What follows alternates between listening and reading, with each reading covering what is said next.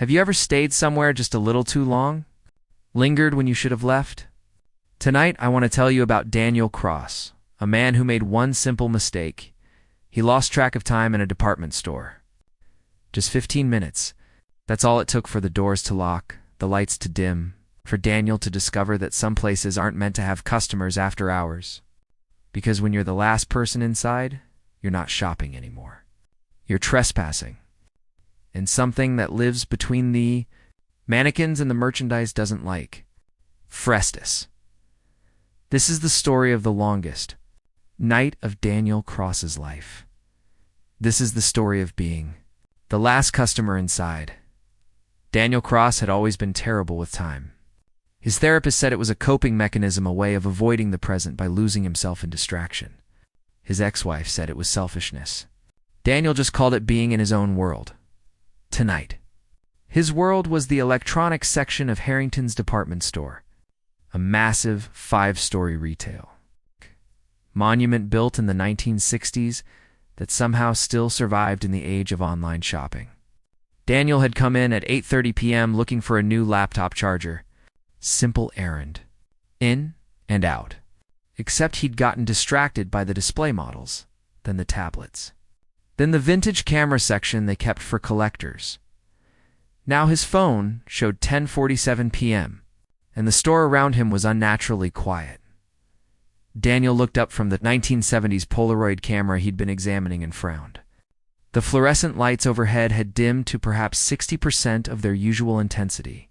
The constant background noise of a department store, the murmur of shoppers, distant ping of registers, the bland instrumental music had stopped entirely. "Hello?" Daniel called out, his voice echoing across the empty electronics department. No response. He set down the camera and walked toward the main aisle, his footsteps suddenly loud on the polished floor. The store stretched out before him, cosmetics to his left, women's clothing to his right. The central atrium straight ahead with its Art Deco escalators and vaulted ceiling empty. Completely empty. Daniel's stomach tightened. He pulled out his phone to check the time again. 10:48 p.m. The store closed at 10 p.m. He'd been wandering around for nearly an hour after closing, completely oblivious, and no one had noticed. No employee had come to usher him out. No announcement had been made. "Okay, this is embarrassing," Daniel muttered to himself. He headed toward the main entrance on the first floor, already rehearsing his apology to whatever security guard would inevitably be waiting there. But as he walked, something felt wrong. The mannequins in the women's clothing section stood in small clusters, frozen in mid-gesture. Daniel had walked past them countless times before. But now, in the dim lighting, their blank faces seemed to track his movement. He told himself it was just a trick of perspective, the way their heads were positioned catching the light. Still, he walked faster. The escalators weren't running. Daniel took the stairs instead, his hands sliding along the brass railing. The stairwell was darker than the main floor, lit only by emergency lights that cast everything in a sickly green glow. He emerged on the ground floor near the perfume counters. The smell hit him immediately, not the carefully blended scents of the perfume displays, but something else. Something organic and wrong, like flowers left too long in a vase. That moment when beauty turns to rot, Daniel covered his nose and hurried toward the main entrance. Through the glass doors, he could see the parking lot outside, sodium vapor lights casting orange pools of illumination. His car sat alone in the vast expanse of asphalt. He pushed on the door, locked. Daniel pushed harder, then pulled. The door didn't budge. He tried the next set of doors, then the next, all locked from the outside. "Hey," Daniel shouted, pounding on the glass. "Hello, I'm still in here." "Someone locked me in."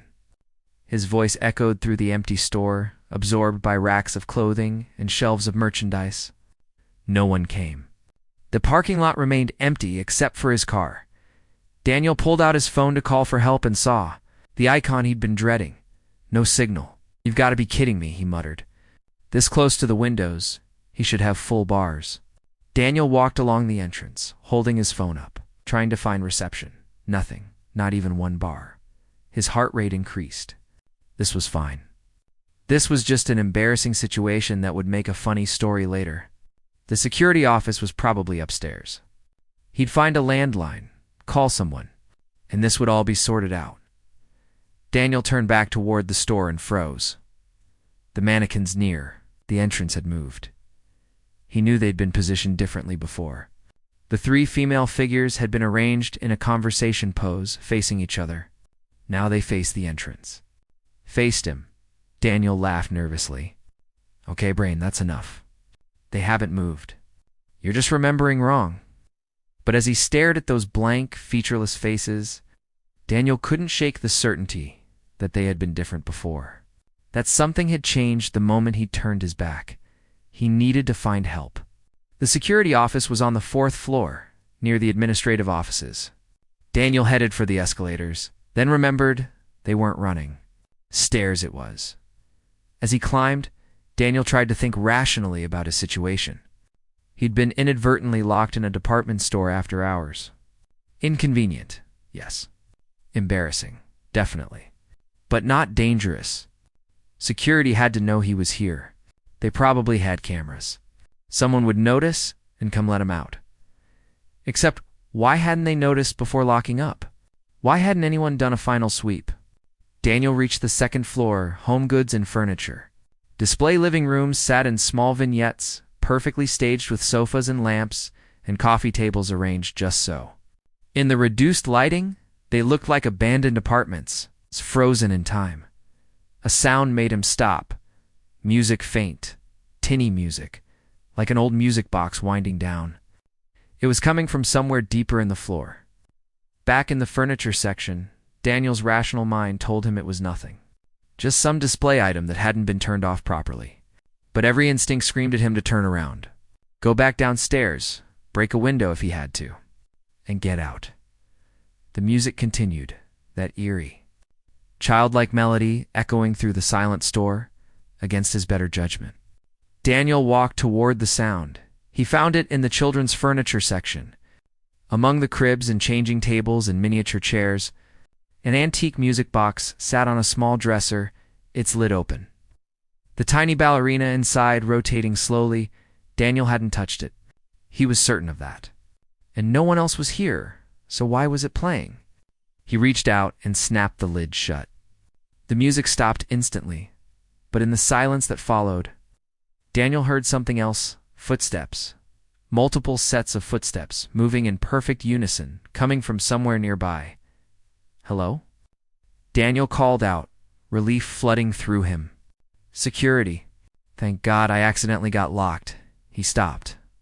The footsteps weren't coming closer. They were circling, moving around the perimeter of the floor, maintaining the same distance, and there was something wrong about the sound, too many feet moving too precisely.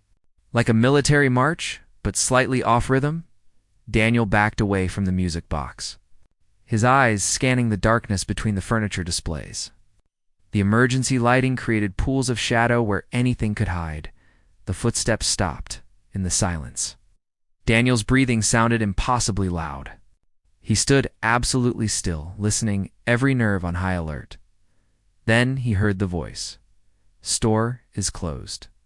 The words came from everywhere and nowhere, spoken slowly with long pauses between each word, like someone learning to use their vocal cords for the first time. The voice was neither male nor female, just wrong, artificial and hollow. I know, Daniel said, trying to keep his voice steady. I'm trying to leave. The doors are locked. Can you help me? Customers must leave by closing time. I understand. I lost track of time. It was an accident. Can you please unlock the doors? Silence.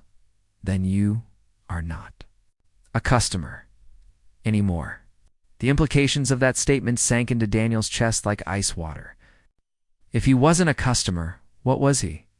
The footsteps started again, but this time they were coming closer.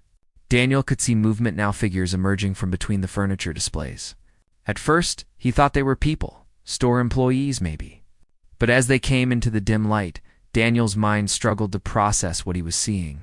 They were mannequins, dozens of them. Walking with that same synchronized step, their plastic joints articulating in ways that should have been impossible. Their blank faces showed no expression, no eyes. Yet Daniel felt absolutely certain they could see him.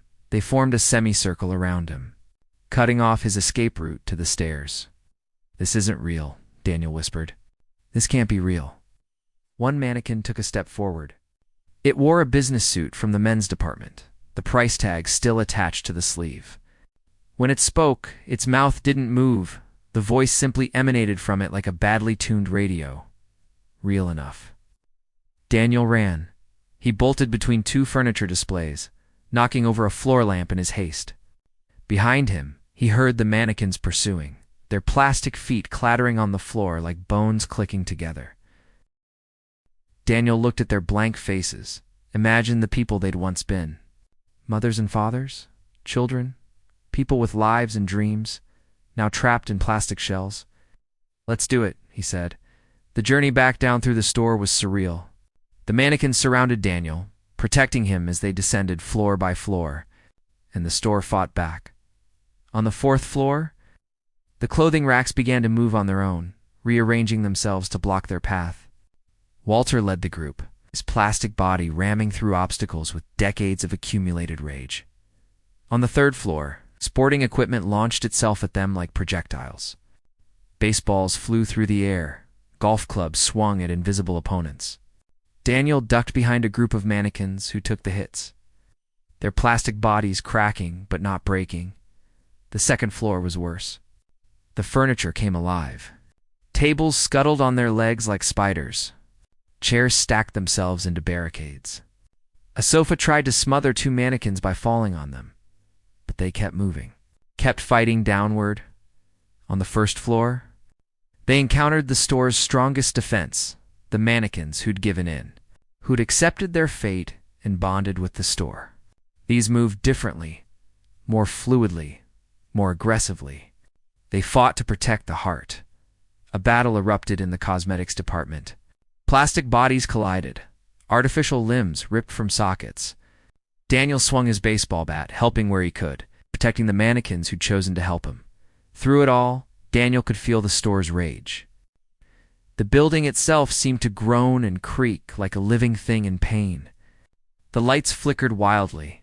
Display cases shattered spontaneously. The temperature dropped until Daniel's breath misted in the air. They fought their way to the loading dock in the back of the building. The freight elevator stood against the far wall. Old and rusted, but still functional, Walter pressed the button for the sub-basement, a floor that didn't appear on any official plans. The elevator descended with grinding sounds of protest. Through the gate, Daniel watched the walls slide past first concrete, then bare earth, then something that looked like carved stone with symbols he didn't recognize. The elevator stopped with a shudder. "The heart chamber is through there," Walter said, pointing to a narrow passage carved into the rock. "We'll hold the entrance. You go." "Come with me," Daniel said. Walter shook his head.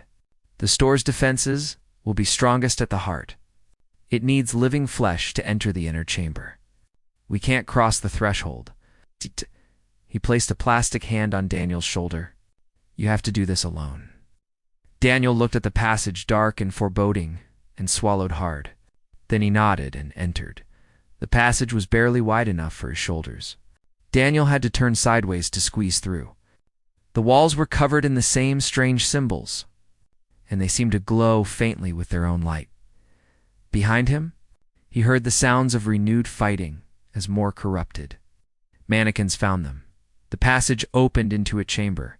It was circular, maybe 30 feet in diameter, with a domed ceiling, and in the center on a stone pedestal sat the heart. It was beautiful in a terrible way, a crystal structure about the size of a basketball, pulsing with inner light. Colors swirled inside it, purple, green, deep red. As Daniel approached, he saw images in the crystal.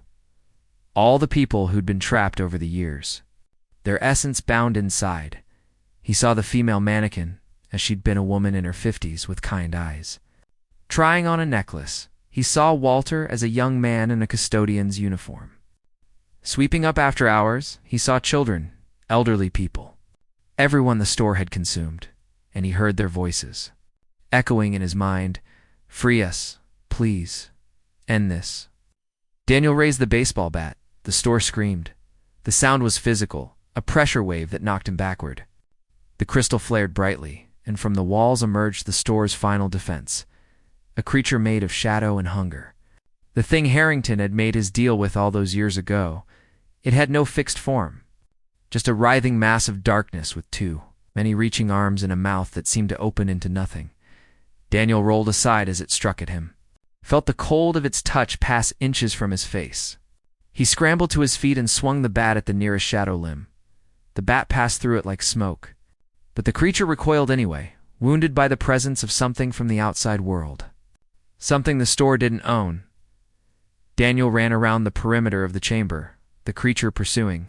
He needed to reach the crystal again, but it guarded the pedestal, spreading itself between Daniel and his goal.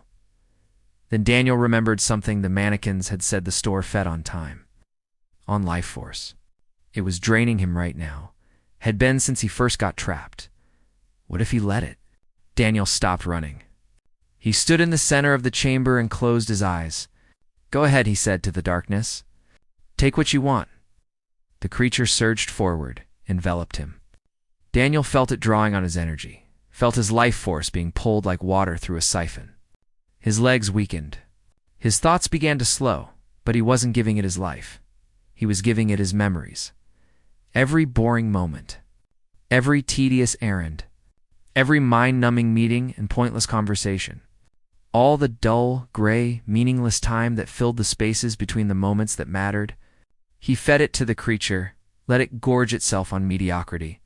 The creature swelled, grew larger, drunk on the feast, and as it grew, it spread itself thinner. Daniel opened his eyes and ran. Straight through the now diffused shadow, his bat raised high. The creature tried to coalesce, to stop him, but it was too bloated. To slow, Daniel brought the bat down on the crystal with every ounce of strength he had. Left the crystal cracked. Light exploded from the fissure-pure white light that filled the chamber and beyond. The creature of shadow shrieked and dissolved like mist in sunlight. The symbols on the walls flared once and went dark. Daniel hit the crystal again, and again it shattered. The explosion of released energy threw Daniel backward. He hit the wall and slid down, dazed. For a moment he couldn't see, couldn't hear. Then slowly his senses returned. The chamber was dark now, lit only by the dim glow of his phone's flashlight. The crystal was gone, just dust on the pedestal. The shadow creature was gone. The oppressive weight of the store's consciousness was gone. He'd done it, Daniel. Stumbled back through the passage to the elevator. The mannequins stood there, but they weren't moving. They stood perfectly still, and for a horrible moment, Daniel thought he'd killed them. Then Walter's head turned. Slowly, stiffly, but of his own volition. "We're free," he whispered. One by one, the mannequins began to glow with a soft, golden light. Their plastic forms became translucent. Through them, Daniel could see the people they'd once been, not clear exactly, but impressions. Shadows of their former selves. "What's happening?" Daniel asked the female mannequin Sarah. He somehow knew her name, Naz smiled. Her face was still blank plastic, but he could feel her smile anyway. "We're being released. Moving on, finally. Thank you," Walter said. "Thank you for being brave enough to do what we couldn't." The golden light grew brighter. One by one, the mannequins faded away, their consciousness finally freed from their plastic prisons. Daniel watched them go, felt tears running down his face, though he couldn't quite say why. When the last one vanished, Daniel was alone in the sub-basement. He took the elevator back up to the loading dock, walked through the now quiet store. The building felt different, just a building now, nothing more. The darkness was just darkness. The silence was just silence. Daniel reached the main entrance, tried the door. It opened. He stepped out into the parking lot as the first rays of dawn broke over the horizon. The air had never tasted so sweet. The light had never looked so beautiful. Daniel's phone suddenly buzzed with notifications, signal restored. The real world rushing back in. Messages from friends. Work emails. Normal life resuming. He got in his car and drove away, watching Harrington's department store shrink in his rearview mirror. The news said it was a gas leak that caused the explosion. Harrington's department store burned for 6 hours before the fire department got it under control. The building was a total loss. The city council voted to tear down what remained and turn the space into a park. Daniel stood at the construction site, watching the excavators tear into the foundation. Workers had found the sub-basement, been confused by the strange symbols in the chamber no blueprints showed. But they'd found no evidence of bodies, no trace of the trapped souls, because there was nothing left to find. They were gone. Daniel felt a hand on his shoulder and turned. An elderly woman stood beside him, watching the demolition with bright, sharp eyes. "You were there the night it ended, weren't you?" she asked. "How did you? My mother worked there," the woman said. "In 1973, she went shopping one night and never came home. They found her car in the parking lot, but she was gone. I was supposed to marry that week." Her eyes glistened. "I wore a different dress. I never knew what happened to her." Oh, Daniel understood. "She's free now. They all are." The woman nodded, tears rolling down her weathered cheeks. "Thank you. I don't know how you did it, but thank you." She walked away, leaving Daniel alone with his thoughts. Over the next weeks, Daniel received similar visits. Children of the disappeared.